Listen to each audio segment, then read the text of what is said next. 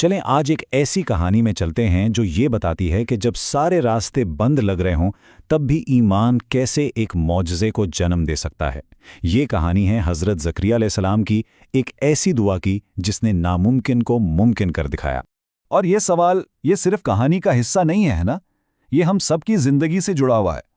जब अकल और हालात ये कह रहे हों कि अब कुछ नहीं हो सकता, तो वो उम्मीद कहाँ से आती है? आइए इसका जवाब हजरत ज़करिया की जिंदगी में तलाश करते हैं। तो ये कहानी है हज़रत ज़करिया अलैहिस्सलाम की, जो बनी इसराइल के एक बहुत ही नेक और बुजुर्ग नबी थे।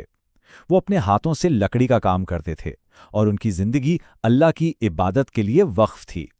देखें, वो सिर्फ एक नबी ही नहीं थे, उनके ज़िम्मे एक बहुत बड़ी जिम्मेदारी भी थी। उन्हें बैतुल मक़दस में हज़रत मरियम अलैहिस्सलाम की देखभाल और हिफाजत के लिए चुना गया था, जो अपने आप में इनके तक़वा और बेहतरीन किरदार की एक बहुत बड़ी गवाही है। लेकिन उनकी ज़िंदगी में एक ऐसी ख्वाहिश थी जो अगर हम अपनी इंसानी नज़र से देखें तो बिल्कुल नामुमकिन थी। हज़रत ज़करिया की उम्र तकरीबन 90 साल थी और उनकी अहलिया भी औलाद पैदा करने की सलाहियत नहीं रखती थीं। यानी इंसानी अक्ल के मुताबिक एक वारिस की उम्मीद करना हर लिहाज से नामुमकिन था। और फिर एक दिन एक ऐसा वाक़या पेश आया जिसने उनकी पूरी सोच को ही बदल कर रख दिया। वो हज़रत मरियम के कमरे में गए तो क्या देखते हैं कि उनके पास ऐसे फल रखे हैं जो उस मौसम के थे ही नहीं। उन्होंने हैरानी से पूछा कि भाई ये कहाँ से आए? तो जवाब मिला, ये अल्लाह की तरफ से हैं। बस यही वो लम्हा था, ये एक टर्निंग पॉइंट था।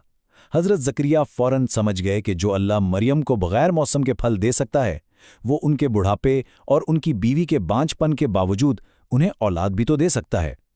इस एक वाक़ये ने उनके दिल में उम्मीद की एक ऐसी शमा रोशन की जो बुझने वाली नहीं थी। तो इसी उम्मीद के साथ, इसी यकीन के साथ हज़रत ज़करिया ने अपने रब से एक ऐसी दुआ मांगी जो बज़ाहिर तमाम उसूलों और मंतिक के खिलाफ थी। और ये बात बहुत अहम है कि उनकी दुआ सिर्फ अपने लिए नहीं थी। वो एक ऐसा नेक जानशीन आंग रहे थे जो उनके बाद नबूवत के पैगाम को आगे बढ़ाए और लोगों की रहनुमाई करता रहे। ये उनके मकसद की पाकीज़गी को ज़ाहिर करता है। और फिर उस खालिस दुआ का जवाब आया, और कैसे आया? एक ऐसे मौजज़ाती अंदाज में जिसका कोई तसव्वुर भी नहीं कर सकता था। सोचिए ज़रा, वो इबादतगाह में खड़े हैं, अपनी इबादत में मसरूफ़, और अचानक फरिश्ते आकर उन्हें पुकारते हैं, उन्हें खुशखबरी देते हैं कि आपकी दुआ सुन ली गई है और आपको एक बेटा अता किया जाएगा। ये उस खामोश दुआ की गूंज थी, ये ईमान की जीत का लम्हा था। और जो बेटा अता हुआ वो भी कोई आम बच्चा नहीं था। अल्लाह ने ना सिर्फ बेटे की खुशखबरी दी बल्कि उसका नाम तक खुद रखा, यहया। एक ऐसा नाम जो इससे पहले दुनिया में किसी का भी नहीं था, जो इस आने वाले बच्चे की खास हैसियत को जाहिर कर रहा था।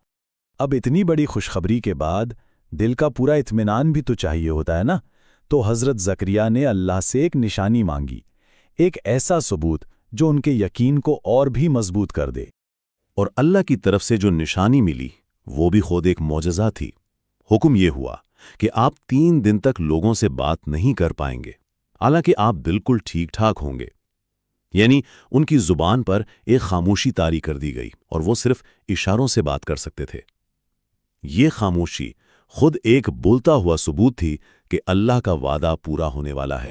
तो आखिर इस सब का नतीजा क्या निकला, और इस पूरी कहानी में हमारे सीखने के लिए क्या मिराज छुपी है? बिल्कुल वैसे ही जैसे वादा किया गया था, हज़रत यहया अलैहिस्सलाम इस दुनिया में आए, और सिर्फ आए ही नहीं बल्कि अपने वालिद के नक्शे कदम पर चलते हुए वो भी एक अजीम नबी बने, जिन्होंने सच्चाई का पैगाम फैलाया। तो हज़रत ज़करिया की ज़िंदगी हमें क्या सिखाती है? यही कि मुश्किल वक्त में सब्र करें, अल्लाह की रहमत पर पुख्ता यकीन रखें, अपनी जिम्मेदारियों को ईमानदारी से निभाएं, और ये कि नेकी का इनाम हमेशा मिलता है। तो उनकी कहानी असल में अल्लाह की हिकमत पर मुकम्मल एब्सोल्यूट ट्रस्ट की एक बेहतरीन मिसाल है कि जब कोई अल्लाह के मंसूबों पर भरोसा करता है तो मोजज़े होते हैं। और आखिर में ये कहानी हमें एक बहुत ही पावरफुल रिमाइंडर देती है, वो ये कि जो चीज़ें हमारी छोटी सी अकल को नामुमकिन लगती हैं वो अल्लाह की बेपनाह कुदरत के सामने कुछ भी नहीं हैं। तो ये कहानी हमें एक सवाल पर छोड़ जाती है, हमारी अपनी ज़िंदगियों में वो कौन से लम्हे हैं जहां हमारी अक्ल कहती है नहीं, ये नहीं हो सकता, लेकिन ईमान चैलेंज करता है कि बस भरोसा करो। ये वाकई सोचने की बात है।